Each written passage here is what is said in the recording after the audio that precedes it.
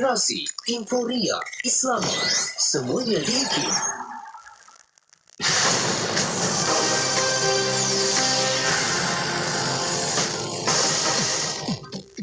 Bismillahirrahmanirrahim. Assalamualaikum warahmatullahi wabarakatuh dan salam sejahtera.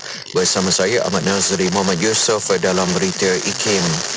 Majlis Agama Islam dan Adat Istiadat Negeri Kelantan atau MAIK memperuntukkan dan membelanjakan sejumlah RM20 juta daripada terimaan zakat bagi agian zakat pendidikan kepada 8 kategori asnaf di seluruh negeri Kelantan pada setiap tahun. Yang di-Pertua MAIK Tan Sri Tengku Muhammad Rizam Tengku Abdul Aziz berkata perbelanjaan itu melibatkan bantuan kewangan kepada penerima seawal usia 7 tahun yang dipantau sehingga peringkat pengajian tinggi dalam pelbagai bidang termasuk pelajar luar negara, bantuan persekolahan di sekolah, pondok, pengajian tahfiz dan pelajar kemahiran. Tambah beliau, pada tahun lalu jumlah perbelanjaan yang diagihkan oleh pihak MAIK di bawah golongan asnaf fakir, miskin dan fisabilillah melalui program pendidikan adalah sebanyak lebih RM21 juta atau 13% daripada perbelanjaan keseluruhan agian zakat, itu lebih RM170 juta. Akta Lembaga Angkasa Malaysia 2022 Akta 834 yang diwartakan pada 25 Januari lalu akan diguna pakai bagi mengawal selia ruang angkasa serta menubuhkan Lembaga Angkasa Malaysia bagi mengawal selia aktiviti berkaitan angkasa. Kementerian Sains, Teknologi dan Inovasi atau MOSTI menerusi satu kenyataannya menyebut bahawa rang undang-undang RUU Lembaga Angkasa Malaysia diluluskan Dewan Negara pada 9 Disember lepas dan telah mendapat perkenan oleh Yang di-Pertuan Agong As-Sultan Abdullah Riayatuddin Al-Mustafa Billah Shah pada 19 Januari sebelum diwartakan sebagai Akta Lembaga Angkasa Malaysia 2022 pada 25 Januari. Menurut pihak MOSTI lagi, akta tersebut menetapkan 4 kaedah kawal selia aktiviti angkasa, iaitu lesen untuk mengawal aspek keselamatan bagi aktiviti berkaitan angkasa dan permit pelancaran bagi penyedia perkhidmatan pelancaran yang menjalankan aktiviti pelancaran objek angkasa dari fasiliti pelancaran di dalam Malaysia. Sekian sahaja berita IKIM untuk edisi 10 pagi ini. Berita seterusnya akan ke udara pada pukul 12 tengah hari ini. Assalamualaikum warahmatullahi wabarakatuh dan salam hormat. Laporan berita tadi dari sumber bernama Kapsul Masa.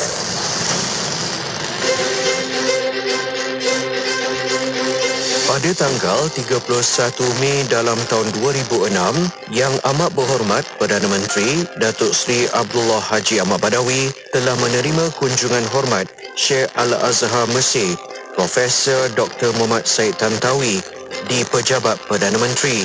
Dr. Muhammad Said yang dalam rangka lawatan rasmi ke Asia Tenggara turut melawat Universiti Islam Antarabangsa Malaysia UIM di Gombak dan telah menyampaikan ceramah bertajuk Perpaduan dalam Islam. Beliau turut memenuhi undangan Jabatan Kemajuan Islam Malaysia JAKIM sebagai pembentang khas syarahan umum bertajuk Kesederhanaan dalam Islam di salah sebuah masjid di ibu kota Kuala Lumpur yang telah dihadiri oleh ulama, mufti dan pegawai pejabat agama Islam dari seluruh negara dan orang awam. Sesungguhnya, kunjungan rasmi dan penyampaian ceramah oleh beliau telah banyak memberi ilmu yang bermanfaat untuk diaplikasikan dalam kehidupan seharian umat Islam. Petikan fakta ini disediakan oleh Seksyen Dokumentasi dan Penerbitan Arkib Negara Malaysia. Bismillahirrahmanirrahim. Hasbiyallah لا إله إلا هو عليه توكلت وهو رب العرش العظيم حسبي الله لا إله إلا هو عليه توكلت وهو رب العرش العظيم وهو رب العرش العظيم حسبي الله لا إله إلا هو عليه توكلت العرش العظيم وهو رب العرش العظيم حسبي الله لا إله إلا هو عليه توكلت وهو رب العرش العظيم وهو رب العرش العظيم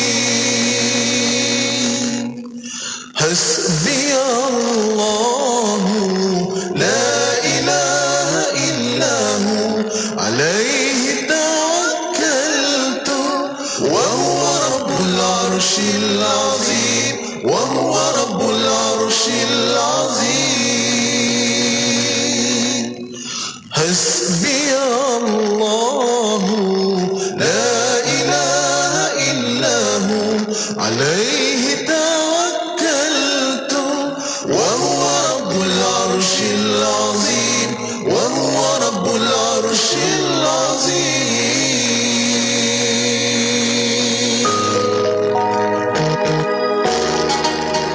Sidang hadirin rahimakumullah, kita sering kali mendengar ayat ini dibaca. Qu anfusakum wa ahlikum nara. Peliharalah dirimu, kata Allah, dan ahli keluargamu dari api neraka Allah. Akan tetapi, jarang sekali kita ingin beramal dengan ayat ini. Alangkah sedihnya jika kita menjadi suatu kaum yang mengetahui segala firman Allah tapi tidak melaksanakannya. Bimbang-bimbang kita dijadikan tamthilan oleh Allah, seperti Allah misalkan orang-orang Bani Israel itu yang menanggung kitab-kitabnya, yaitu mengetahui hukum hakamnya, tapi mereka tidak mahu beramal dengannya. Hadirin rahimakumullah, disinilah ketika kesimpulan patut diambil, yaitu menyuruh memotivasikan anak dan isteri kita untuk sama-sama mendirikan salat. Baiknya salat itu ialah salat berjamaah. Nyatakan kepada mereka beri pentingnya kefarduan ini dilaksanakan. Hindari kita dari kemurkaan Allah Subhanahu wa ta'ala. Terima kasih untuk anda yang masih lagi setia bersama dengan kami di Radio IKIM. Assalamualaikum warahmatullahi wabarakatuh. Selamat pagi. Salam sejahtera daripada saya, Siti Rohani Surani, bersama dengan anda untuk slot aspirasi 10 pagi hingga 2 petang untuk minggu ni, bersama dengan anda sampai dan esok. Dan minggu depan saya kembali untuk jadual asal saya jam 1 tengah hingga 4 petang. Dan terima kasih apapun untuk gandingan duo, gandingan berdua tadi, untuk slot warna pagi, Haji Pian dan juga Luke yang dah pun temankan anda. Dan kita akan bersama kejap lagi selepas ini untuk segmen sulung aspirasi hari Khamis 10 hingga 11 pagi. Kita akan bersama ada rancangan Tasmid Ibadah bersama dengan Ustaz Lutfi seketika saja lagi. Yang dah sarapan tu, alhamdulillah. Yang belum, kenalah ambil sesuatu untuk membangkitkan mood. Kita nak mulakan hari ni, kita ada sesuatu yang buat kita rasa best, rasa ceria, rasa happy. Apa dia? Mungkin minuman kegemaran anda ataupun sarapan yang anda dah lama nak makan tak makan. Baik, saya akan terus temankan anda. Haja harapnya anda pun terus tak jemu dengankan saya. Terus bersama dengan kami di Radio IKIM, Inspirasi Inforia Islami.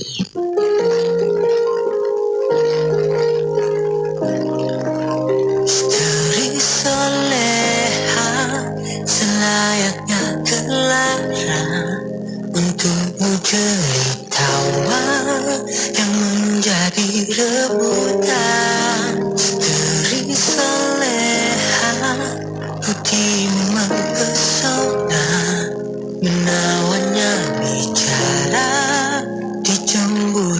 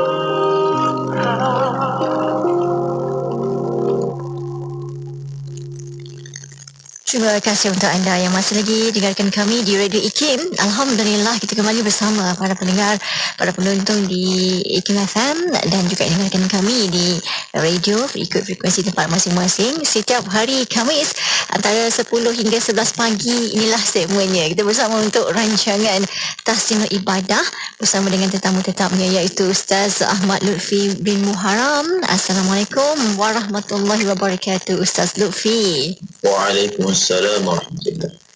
Terima kasih bersama dengan saya para pendengar, para penonton kita hari ini untuk rancangan Tahsin Ibadah bagi sesi soal jawab. Jadi sebelum para pendengar tanyakan soalan di WhatsApp konti kami, kita nak dengar dulu mukadimah daripada Ustaz Lutfi sendiri, dan boleh hantarkan soalan seketika nanti di talian kami WhatsApp konti Radio IKIM nombornya 0112900404 ataupun like kami di IKIM FM, tinggalkan soalan di ruangan komen di situ. Di awal Ustaz, mungkin sedikit mukadimah daripada Ustaz Lutfi, silakan. Assalamualaikum warahmatullahi wabarakatuh. Waalaikumsalam warahmatullahi wabarakatuh. Bismillahirrahmanirrahim. Alhamdulillahi rabbil alamin. Wa sallallahu ala sayyidina Muhammadin wa ala alihi wa sahbihi ajma'in. Wa la hawla wa la quwwata illa billahil aliyyil azim. Amma ba'd. Terima kasih kepada DJ bertugas dan seterusnya sidang pendengar IKIM yang dirahmati Allah Subhanahu wa ta'ala. Ilmu adalah sesuatu yang lebih bernilai daripada harta. Ilmu agama lebih bernilai daripada ilmu dunia. Ataupun ilmu yang menyebabkan seseorang itu memperolehi syurga, mendapat redha Allah adalah lebih utama daripada segala-galanya. Ya.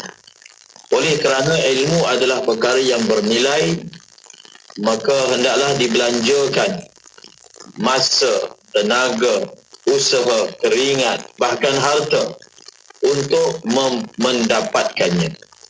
Ulama ada menyatakan al-ilmu la yu'tika ba'dahu illa ba'da an tu'tiyahu kullaka. Ilmu tidak akan memberi kepada kamu sebahagian daripada miliknya, melainkan selepas kamu memberi kepadanya seluruh yang kamu ada. Maksudnya setelah seseorang itu berusaha menggembeling segala upaya tenaga yang dia miliki, dia hanya akan mendapat sebahagian sahaja daripada ilmu yang sebenarnya. Dan semoga Allah Subhanahu wa ta'ala menjadikan kita daripada kalangan ahli ilmu yang cinta kepada ilmu dan diberi taufik oleh Allah untuk mengamalkan apa yang kita pelajari. Amin, insyaAllah. Saya, itu mukadimah Ustaz ya. Jadi pentingnya ilmu. Bak kata Ustaz Lutfi, nakkan dunia kena ada ilmu, nak akhirat kena ada ilmu, nak dua-duanya kena ada ilmu. Paling pentingnya ilmu tu. Dan kedudukan pun kita nanti diangkat berbeza tingkatannya Ustaz ya, berdasarkan tingkatan ilmu seseorang di akhirat nanti Ustaz kan. Baik, bila sebut tentang sesi soal jawab kita ni, para pendengar boleh tanya apa jua persoalan berkaitan dengan agama, sama ada puasa ke, zakat ke, ibadah solat ke, apa-apa perkara berkaitan dengan hukum agama, dan kita akan raikan nanti. Baik Ustaz, tentang qada solat ni, ramai lagi yang tertanya-tanya kan tentang qada solat ni. Ada yang kata pernah dengar sebelum ni, cara nak qada solat tu kena bermula dengan subuh, zuhur dan sampailah isyak kan. Tapi bagi setengah orang yang kadang-kadang dia buat subuh, tak sempat nak qada subuh, mungkin pergi kerja, zuhur dia lapang, dia qada pula zuhur. Jadi yang sebetulnya cara untuk qada solat yang sebetulnya tu macam mana Ustaz Lutfi? Bismillahirrahmanirrahim. Solat yang ditinggalkan ada dua jenis. Yang pertama, solat yang ditinggalkan kerana sesuatu keuzuran, seperti seseorang tertidur ataupun terlalai, terlupa. Yang kedua, solat ditinggalkan kerana sengaja, secara cuai. Kalau solat itu ditinggalkan kerana sesuatu keuzuran, maka dia wajib diqadha namun tidak wajib dibuat dengan segera. Orang yang meninggalkan solat secara sengaja, secara tuai, wajib mengqada solatnya dengan kadar segera. Dengan kadar segera. Itu perbezaan yang pertama yang perlu kita ketahui. Dan setelah seseorang itu mengenal pasti bahawasanya dia mempunyai qada solat yang perlu dia sempurnakan, apatah lagi kalau solat itu ditinggalkan secara tuai, maka dia perlu menyegerakan urusan qada tersebut. Kalau jumlah solat yang perlu diqadakan itu banyak, maka dia perlu menyimpan azam. Saya akan selesaikan solat tersebut. Jumlahnya terlalu banyak kerana puluhan tahun dia meninggalkan solat. Maka kalaulah ditakdirkan dia meninggal dunia sebelum sempat dia menyempurnakannya, tetapi dalam masa yang sama dia mempunyai azam dan usaha, kita harap moga-moga Allah ampunkan dia. Dan ketika ingin mengqada salat, tidak ada waktu yang khas. Seseorang boleh mengerjakan solat bila-bila masa sahaja. Di waktu malam, selepas asar, selepas subuh, di mana sahaja ada ruang waktu, gunakanlah untuk qada salat. Bahkan hendaklah utamakan sembahyang qada daripada sembahyang sunat. Dia bersemangat nak sembahyang duha, gunakan untuk sembahyang qada. Dia bersemangat untuk sembahyang tahajud, gunakan untuk sembahyang qada. Kalaulah kerana menyibukkan diri menyempurnakan sembahyang qada menyebabkan dia tidak dapat sembarang sembahyang sunat, itu adalah suatu keuntungan. Ingat, sembahyang fardu 70 kali ganda berbanding sembahyang sunat. Jadi oleh kerana itu, sebahagian ulama kata salah adalah bersalah orang yang sibuk dengan sembahyang sunat sedangkan dia masih ada sembahyang qada. Maka rancang. Tidak semestinya sembahyang qada subuh dibuat pada waktu subuh. Tidak semestinya qada sembahyang zuhur dibuat pada waktu zuhur, bila-bila masa, tanpa ada urutan. Cuma dia kena ingat berapa bilangan yang dia berbaki, dia sempurnakan. Contohnya dia nak buat hari itu subuh saja, 10 kali subuh boleh, 20 kali subuh boleh, hari itu subuh saja. Kemudian esok zuhur saja, kemudian esoknya asar saja boleh. Tidak ada syarat urutan, kerana apabila solat telah keluar daripada waktunya, maka tidak ada lagi urutan yang perlu dipatuhi. Saya. Seterusnya soalan daripada pendengar kita. Ini dia di FB Live kita di Kim FM. Lanami Amy tanya, Ustaz, dari Sabah ni, soalannya, jika imam terbatal, makmum yang menggantikan imam itu perlukah menjaga pergerakan tidak melebihi 3 pergerakan? Mohon pencerahan, Ustaz. Bergerak dengan pergerakan yang banyak boleh membatalkan solat. Tidak ada beza sama ada solat sunat ataupun solat fardu. Termasuklah juga situasi apabila seseorang akan maju ke hadapan untuk menggantikan imam. Dia juga perlu mematuhi perkara ini, iaitu di dalam pergerakannya ke hadapan tidak boleh bergerak yang besar melebihi daripada 3 kali ataupun secara 3 kali berturut-turut. Maka dia perlu bergerak 2 langkah berhenti, kemudian bergerak lagi 2 langkah berhenti sehingga dia sampai di tempat tujuannya. Keadaan yang dibenarkan untuk seseorang itu bergerak banyak dalam solat adalah dalam situasi pertama, sembahyang khauf, iaitu solat yang dikerjakan di dalam peperangan. Yang kedua, solat yang dibenarkan bergerak banyak adalah di dalam sembahyang sunat ketika seseorang itu musafir dan dia mengerjakan solat sambil berjalan. Dia bermusafir berjalan, sambil dia berjalan, sambil dia solat. Maka itu sahaja keadaan-keadaan yang dibenarkan. dan tidak membatalkan solat sekiranya melakukan pergerakan banyak. Adapun alasan-alasan lain adalah tidak diharuskan. Saya berkenaan dengan qada puasa pula ni Ustaz. Maklumlah dekat-dekat Ramadan lagi 2-3 bulan ni. Ada yang bertanya, minta Ustaz ulang kembali tentang qada puasa. Contoh bagi mereka yang ditakdirkan mengandung ketika bulan Ramadan, lepas Ramadan tu baru dia bersalin. Jadi sepanjang Ramadan tu dia tak dapat berpuasa. Kalau dapat pun mungkin seminggu je, lepas tu tak boleh sebab terlalu lemah. Dan kalau tak makan sangat katanya bimbang baby tu tak bergerak dalam perut. Jadi nak mengqadakkan tu katanya ada yang faham bayar fidyah berserta ganti. Tapi kalau tak mampu nak ganti, bayar fidyah saja boleh ke ataupun macam mana cara qadak yang betul untuk ibu yang mengandung ketika bulan Ramadan ni Ustaz? Orang yang tidak perlu mengqadak puasa yang ditinggalkan. Pertama, budak yang belum baligh. Yang kedua, orang gila. Yang ketiga, orang sakit dengan satu penyakit yang tiada harapan sembuh. Tiada harapan sembuh. Ataupun orang yang terlalu tua, sekira-kira tubuhnya ini dah tak boleh tanggung, dah tidak makan.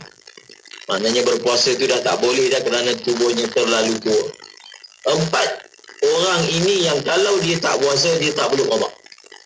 Adapun ibu yang mengandung, ibu yang menyusukan, dia dibenarkan untuk tidak berpuasa kalau dengan berpuasa akan memudaratkan dirinya ataupun memudaratkan bayinya ataupun memudaratkan kedua-duanya sekali. Tetapi dia tetap perlu qada. Inilah pandangan jumhur ulama, majoriti ulama berpandangan sedemikian dan dia lebih hati-hati dalam agama. Maka orang yang tidak berpuasa kerana mengandung, kerana menyusu, dia dibenarkan tidak berpuasa. Tetapi pertama, bila dia dah boleh dah qada, dia wajib qada. Dalam masa yang sama, dia perlu membayar fidyah. Dua perkara dia kena buat. Pertama qada, yang kedua membayar fidyah. Dan adakah hukum itu terpakai Ustaz kepada soalan yang ditanya oleh pendengar kita ni, Mas Haniza Mas, tentang gastrik, bimbang gastrik ni ketika puasa, adakah perlu diqada juga? Dan juga bagi mereka yang sudah lanjut usia, Ustaz.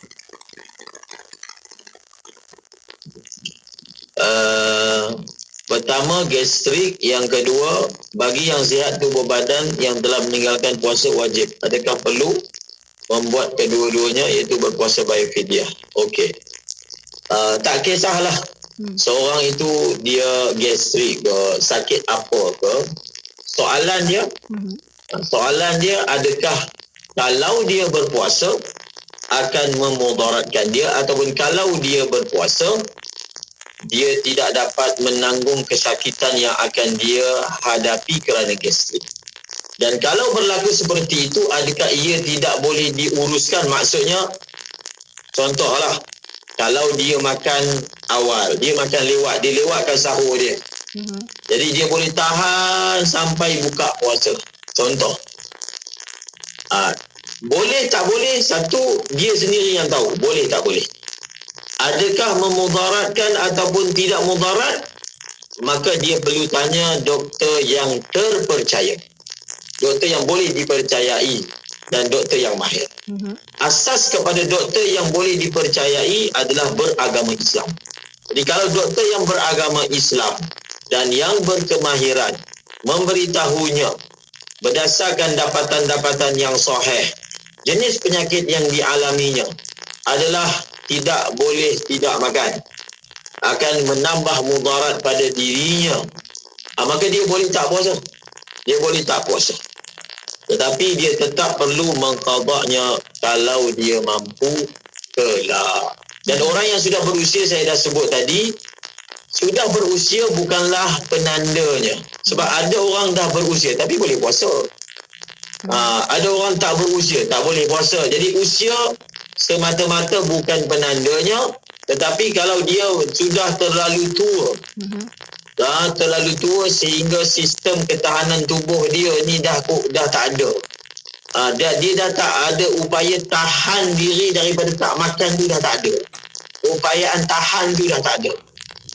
Maka dipanggil dalam bahasa Arab Asy-Syaikhul Fani, seorang yang tua renta. Maka dia ini tidak wajib berpuasa dan hanya perlu dibayar fidyahnya saja. Kalau dia meninggal dunia, kita hanya perlu kira berapa hari dia tinggal puasa dan bayar fidyah saja, tak perlu qada. Bahkan fidyah itu boleh dibayar sejak dia hidup lagi. Dia hidup lagi dah boleh bayar dah fidyah.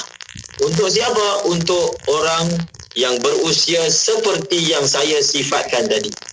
Kemudian soalan yang kedua, orang yang meninggalkan puasa secara cuai dalam mazhab al-Imam Syafi'i, pertama dia perlu qada, itu jelas, sudah diterangkan tadi. Dan yang kedua, dia perlu membayar fidyah takhir. Fidyah takhir ni maksudnya adalah fidyah kerana sengaja melambatkan qada. Sudah masuk Ramadan baru, dia mampu qada sebelumnya, dia tangguhkan sehingga masuk Ramadan baru. Perbuatan itu berdosa dan perlu dibayar fidyah. Maka dia perlu kira. Contohlah, kita ambil mudah punya, dia ada 5 hari Ramadan tahun lepas yang dia tinggalkan. Dia mempunyai peluang yang panjang untuk melakukan qada dalam masa setahun, tapi dia tak buat sampailah masuk Ramadan baru, iaitu selepas beberapa bulan ini, dia belum lagi qada 5 hari tersebut. Maka di samping dia perlu qada sebanyak 5 hari, dia juga perlu membayar fidyah sebanyak setiap 1 hari yang ditinggalkan itu sebanyak 1 cupak. Kiralah, kalau 5 hari 5 cupak, kalau 10 hari 10 cupak. Itu kalau dia tangguhkan setahun. Kalau dia masuk puasa tahun depan, tak qada juga, maka kita tambah lagi 5 cupak. Begitulah seterusnya. Baik, seterusnya soalan di WhatsApp Konti Radio IKIM bertanya daripada pendengar kita ni, kalau imam baca surah dan terlupa, dia terus rukuk, sah ke solat tu Ustaz? Imam baca surah, maknanya apa? Imam tak baca Fatihah. Adakah maksudnya imam tidak membaca Fatihah? Zahirnya begitulah yang dimaksudkan oleh yang bertanya, iaitu imam terus baca qul a'udzu bi rabbil falaq, sedangkan belum lagi baca Fatihah, dan terus rukuk. Jadi adakah solatnya sah? Kalau dia sengaja, solat dia batal. Kalau solat dia buat secara tidak sengaja, solat dia belum batal, tetapi rakaatnya menjadi tidak sah. Sehinggalah dia sampai ke rakaat yang seterusnya, maka rakaat yang dia buat sebelum itu tak dikira dan dia perlu tambah 1 rakaat. Tapi kalau dia habiskan solat tambah rakaat, maka solatnya itu tidak sah. Kita yang sebagai makmum duduk di belakang, adakah wajib mufaraqah terus? Jawapannya tidak. Makmum tidak wajib mufaraqah terus, bahkan dia tak boleh ikut imam itu rukuk. Dia kena tunggu sehingga imam sampai ke rakaat yang seterusnya. Itu kalau dia tak nak mufaraqah. Dan kalau imam tidak tambah 1 rakaat, dia wajib tambah kerana dia sedar tapi imam tidak sedar. Ataupun dia ada satu lagi pilihan lain, setelah dia melihat imam berbuat demikian, dia mufaraqah. Tapi saya sebut tadi, mufaraqah itu tidak wajib serta-merta.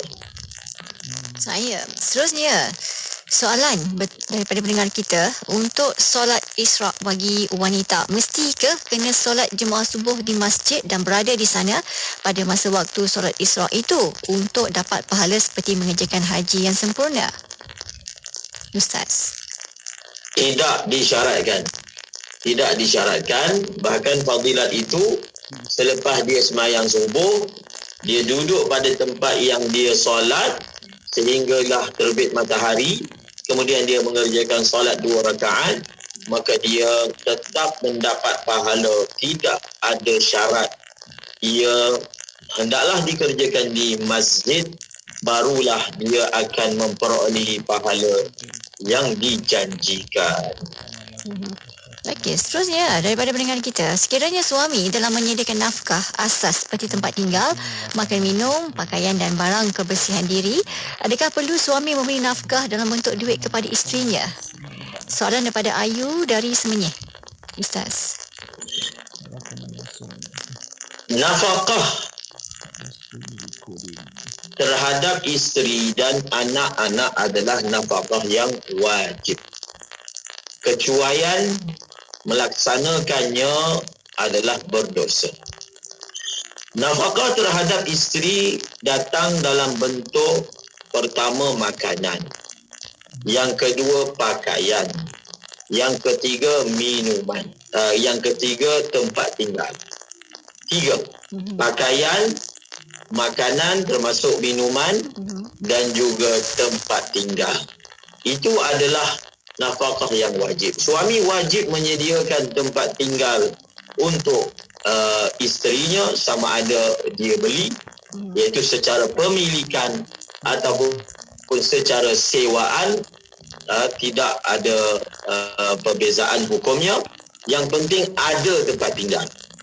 Dan setelah suami menyempurnakan nafkah makanan dalam bentuk makanan, tempat tinggal dan pakaian.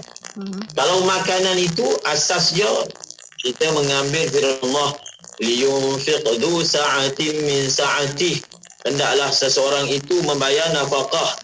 Orang yang mampu dia bayar mengikut kemampuannya, maka pembayaran nafkah itu berdasarkan makanan yang standard. Dia akan ada beza antara orang yang berada dengan tidak berada. Tetapi kalau dia dah sedia, beras dah ada, ayam dah ada, sayur dah ada, baju dah beli, adakah dia wajib selepas itu menyediakan nafkah dalam bentuk wang? Jawapannya tidak wajib. Jawapannya apa? Tidak wajib. Kerana kewajipan itu hanyalah seperti yang saya sebutkan, tetapi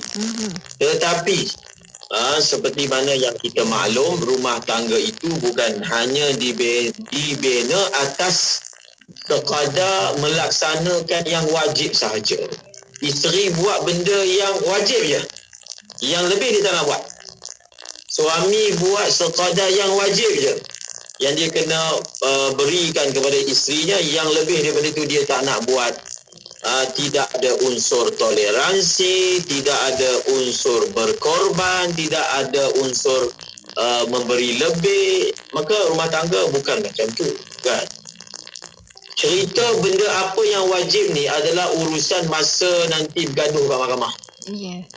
Masa bergaduh kat mahkamah, barulah diberitahu apakah tuntutan yang isteri boleh tuntut. Tapi kalau dalam melayari sebuah perkahwinan, dia tak boleh dibina atas masing-masing hanya nak buat yang wajib je. Itu pemalas nama dia, kan? Maka oleh kerana itu, berilah lebih, kan?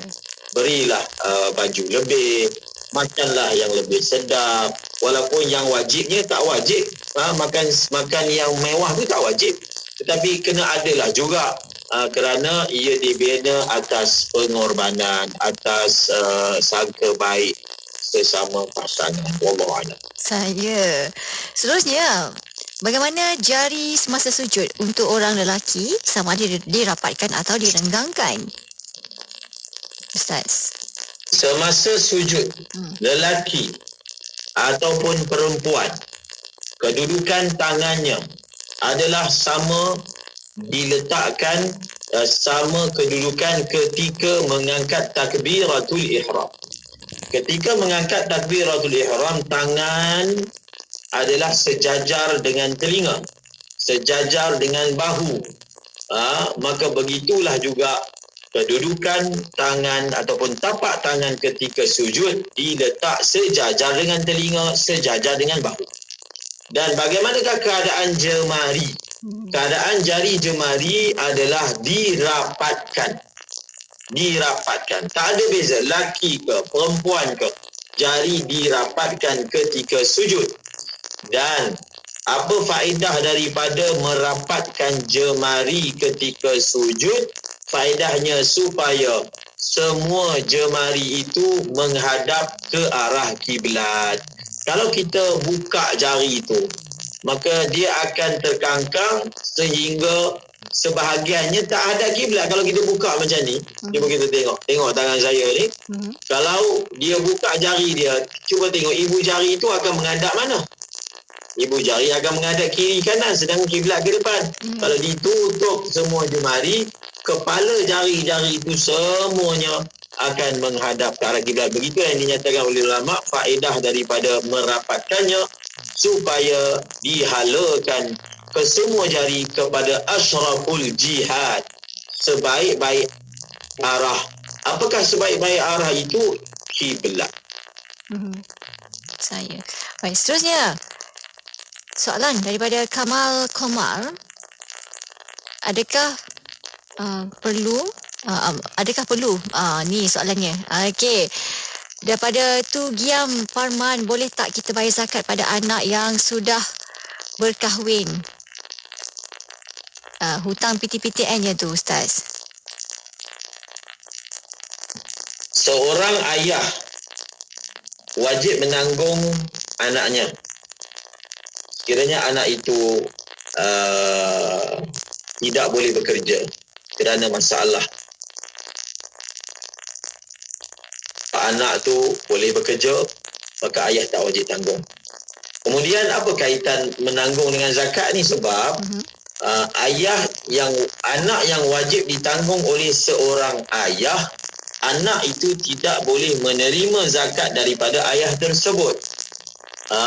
Apabila anak itu disebutkan tadi telah berkahwin dan sempurna anggota tubuhnya, tetapi mempunyai hutang PTPTN yang belum langsai, adakah ayah boleh berikan duit zakat kepada anak tersebut? Jawapannya boleh. Kerana salah seorang daripada asnaf adalah yang berhutang, tetapi dengan satu syarat, anak itu sendiri adalah asnaf. Anak itu sendiri adalah asnaf. Apa maksud anak itu sendiri adalah asnaf? Maksudnya anak itu tidak ada lebihan kewangan daripada apa yang diperlukan untuk menyempurnakan ataupun melangsaikan hutang tersebut. Tetapi kalau anak tu ada je kemampuan, keperluan untuk melangsaikan hutang tersebut, maknanya dia bukan asnaf. Bila anak itu bukan asnaf, maka dia tak layak menerima zakat. Kita tak bolehlah bagi zakat kepada dia. Hukum ni tak ada beza anak ke bukan anak ke, sama je. Nak ambil zakat atas nama bayar hutang, orang itu hendaklah tidak ada kemampuan ataupun lebihan harta bagi melangsaikan hutang yang dia tanggung. Okey, seterusnya, bolehkah seseorang menggunakan harta orang lain untuk beri sedekah pada orang lain tanpa pengetahuan tuan punya harta? Apa hukumnya, Ustaz? Menggunakan harta orang ini jelas hukumnya tak boleh. Memang sangat jelas hukumnya tidak boleh. Sebab itu perlu diperincikan orang itu siapa. Harta siapa tu yang diambil tu? Harta kawan dia ke? Harta syekh partner dia ke? Harta anak dia ke? Harta masjid ke? Harta isteri dia ke? Harta suami dia ke? Mungkin kita andaikanlah yang bertanya itu memaksudkan harta suami. Boleh ke sang isteri mengambil harta suaminya untuk disedekahkan tanpa pengetahuannya? Tak boleh. Dia tak boleh jadi Robin Hood. kan. Robin Hood ni dia curi harta orang, kemudian dia pergi sedekah. Tak boleh. Jawapannya tidak boleh. Melainkan perlu ada izin daripada pemilik harta tersebut. Seterusnya Muhammad Fazil tanya, adakah dibolehkan kita berselawat secara sendiri kot ketika mana seorang khatib sedang membaca khutbah di atas mimbar? Selawat masih lagi disunatkan ketika nama Nabi disebut saat khutbah. Ketika nama Nabi disebut saat khutbah, maka masih lagi disunatkan menyambutnya dengan selawat kepada baginda Rasulullah sallallahu alaihi wasallam. Soalannya, ketika khatib sedang berkhutbah, dia sibuk zikir. Dia berzikir. Dia berselawat. Dia bersubhanallah. Jawapannya begini. Ketika khatib sedang berkhutbah, hendaklah yang hadir itu mengelakkan diri daripada melakukan apa-apa perkara yang memesongkan tumpuan dia daripada khutbah. Amal ketika khutbah adalah mendengar khutbah. Berzikir ketika khutbah adalah mendengar khutbah. Mendengar khutbah itu sendiri adalah zikir. Mendengar khutbah itu sendiri adalah amalan. Macam contohlah kita duduk dalam kelas ustaz. Kalau kita sibuk dengan berzikir, kita tak boleh tumpu, kita tak boleh tawajuh. Maka dia ni kena faham, tidak berzikir ketika pengajian adalah berzikir. Kerana itulah yang dituntut. Contohlah dalam tandas. Dia ni suka zikir, dalam tandas pun nak zikir. Tidak berzikir di dalam tandas, itulah berzikir. Kerana maksud daripada zikir adalah ta'at. Jadi pada waktu yang mana kita disuruh buat sesuatu dan kita buat pada waktu tersebut, maka kita adalah zakir, orang yang berzikir. Soalan terakhir daripada pendengar kita ni, dia Bani Ali Hussein bertanya, saya seorang pemandu e-hailing, jarak perjalanan kerja saya seharian melebihi 90 km. Soalannya, bolehkah saya solat jamak walaupun tiada niat bermusafir, Ustaz? Tidak boleh. Pertama, sebab dia yang dimaksudkan dengan 90 km bukan kita tengok mileage dekat kita punya kereta tu. Kalau saya lah, daripada rumah saya ke Surau, contohlah, naik kereta tu 2 minit. Kalau nak kira mileage, saya pergi Surau, patah balik. Kita buat pergi, patah balik. Pergi, patah balik. Pergi, patah balik. Pergi, patah balik. Dia boleh cecah 90 kilo. Kan? Betul. Jadi, dia cara kira 90 kilo. Bukan tengok mileage. Itu kena faham. Bukan tengok mileage. Sebab kalau kita berputar dalam satu kawasan je, orang buat panda kan? Dia duduk dalam kawasan tu je. Sebab dia tak adalah pergi sampai 90 kilo. Dia berputar dalam radius 10 kilo contohnya, ataupun 20 kilo. Tapi kalau dia tengok mileage dia, jadi hari tu dah 100 kilo lah. Itu bukan cara kira dia. Cara kira dia adalah jarak.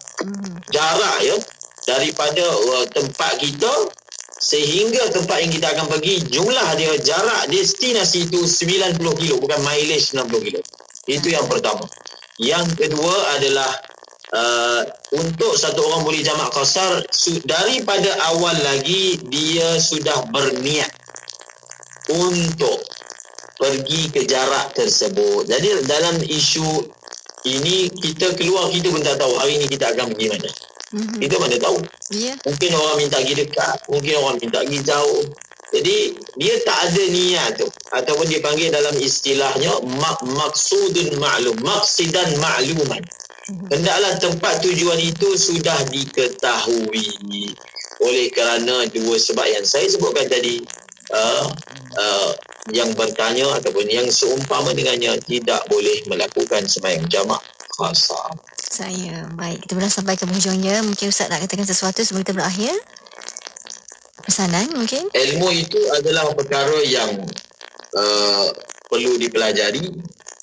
Kata Saidina Ali, Beza ilmu dengan harta, kalau ilmu itu dia jaga kita.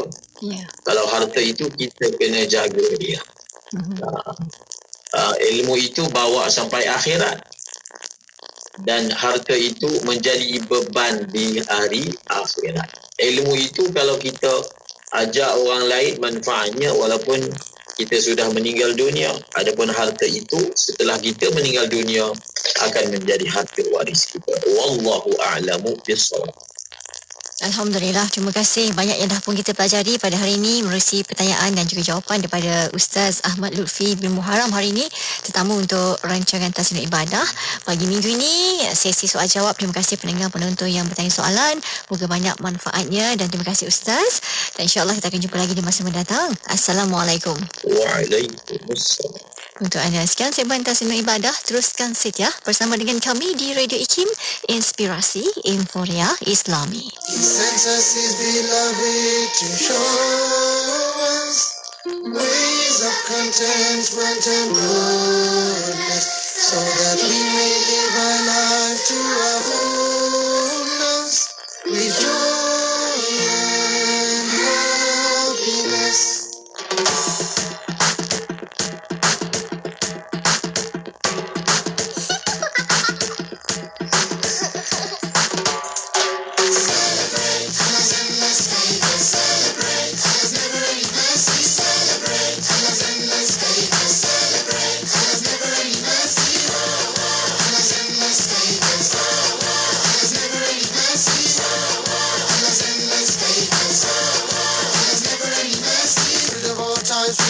And live.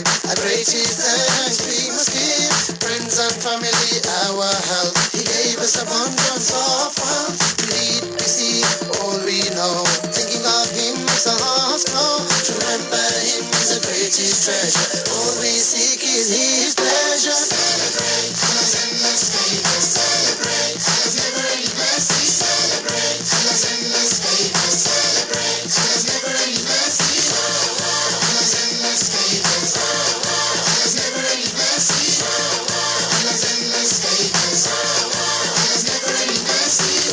Blessed Nabi taught, endless happiness they brought. His teaching simple and pure, easy to follow and adore. All you have to do is trust and submit.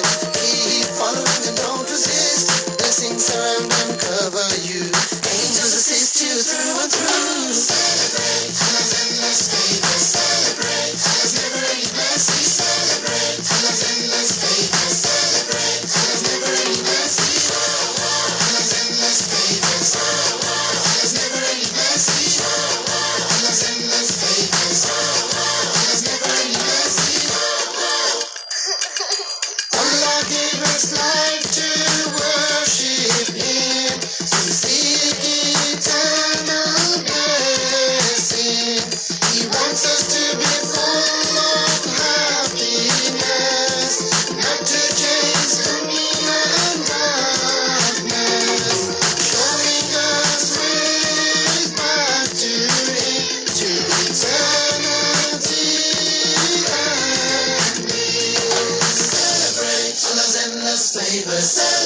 Allah's never-ending mercy. Celebrate Allah's endless favor. Celebrate Allah's never-ending mercy. Allah's endless favors. Allah's never-ending mercy. Allah's endless favors. Allah's never-ending mercy. Radio IKIM kini 20 tahun. Terima kasih kepada anda yang sentiasa bersama IKIM, Inspirasi Inforia Islami.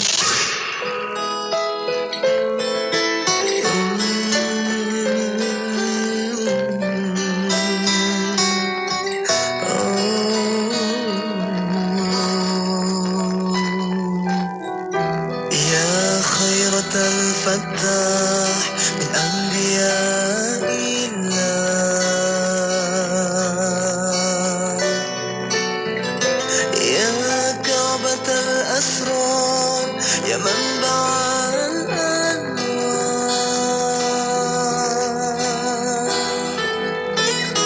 بالعلم يا مختار أيدت دين الله يا من له البرهان وخلقه القرآن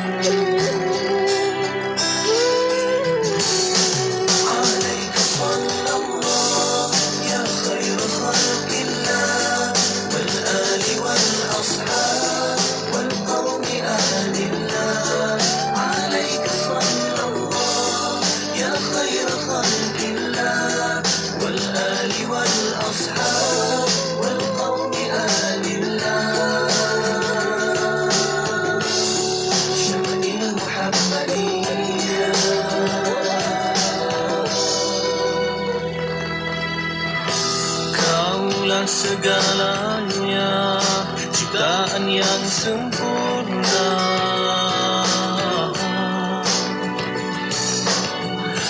Membawa cahaya, hapus semua derita.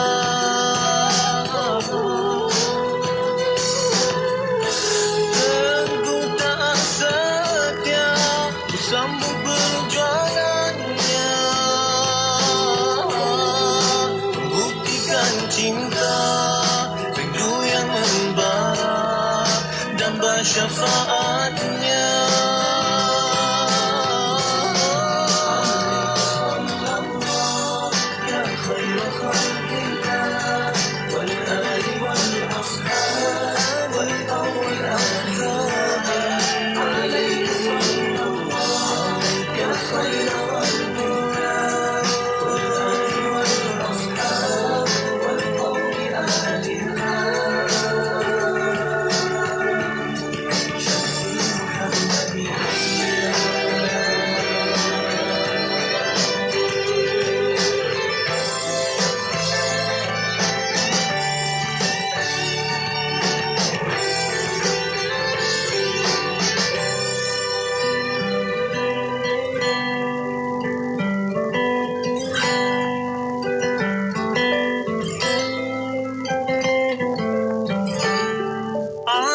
صلى الله يا خير خلق الله والآل والأصحاب والقوم آل الله.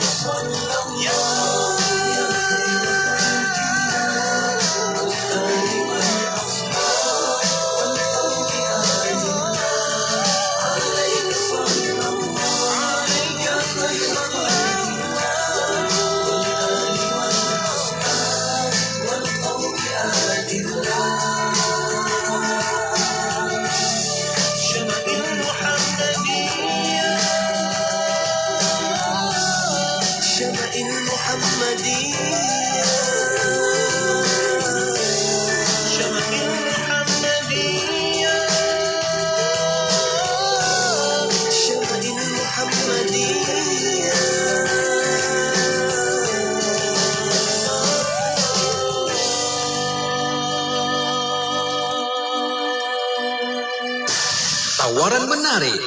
Radio IKIM membuka ruang dan peluang kepada para penaja untuk memperkenalkan produk dan perkhidmatan kepada lebih 1 juta pendengar seluruh Malaysia. Jom tingkatkan penjenamaan syarikat anda melalui pengisian rancangan menarik bersama tawaran iklan percuma sepanjang tahun. Berebut peluang ini dan nikmati pelbagai faedah penajaan yang sangat berbaloi.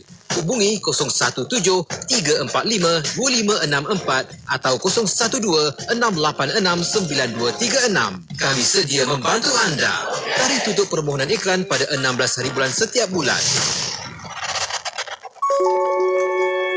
Definisi hadis ialah aqwalun Nabi. Yang pertama ialah perkataan Nabi sallallahu alaihi wasallam. Yang kedua ialah wa af'alihi, perbuatan Nabi sallallahu alaihi wasallam. Yang ketiga ialah taqriratihi. Takrir ini ialah pengakuan daripada Nabi sallallahu alaihi wasallam, dan juga sifat fizikal Rasul dan orang juga yang soleh ini adalah orang yang melakukan ibadat, orang baik, dan belum tentu dia itu adalah orang alim. Dan orang alim, orang yang mempunyai ilmu, belum tentu dia ni kuat melakukan amal ibadat. Sebab itu jangan kita mengukur keilmuan seseorang itu dengan amal ibadat. Oh, dia ni sembahyang tahajud banyak, dia ni rajin bersedekah, dia selalu puasa sunat, maka kita pun mengatakan dia alim. Salah. Kerana kealiman seseorang itu bukan diukur dengan pakaian, bukan diukur dengan amal ibadahnya. Kerana amal ibadah itu adalah hubungan dia dengan Allah Subhanahu Wa Taala. Hubungan ilmu mesti kena amanah dengan. Dah faham hadis, baru dapat kita hayati dan praktikkannya. Ikuti segmen Mutiara Hadis setiap Jumaat jam 3.10 petang bersama Ustaz Bukhari Abdul Rahman. Mutiara Hadis memperkemas ibadah harian. Hari ini, mereka menggigil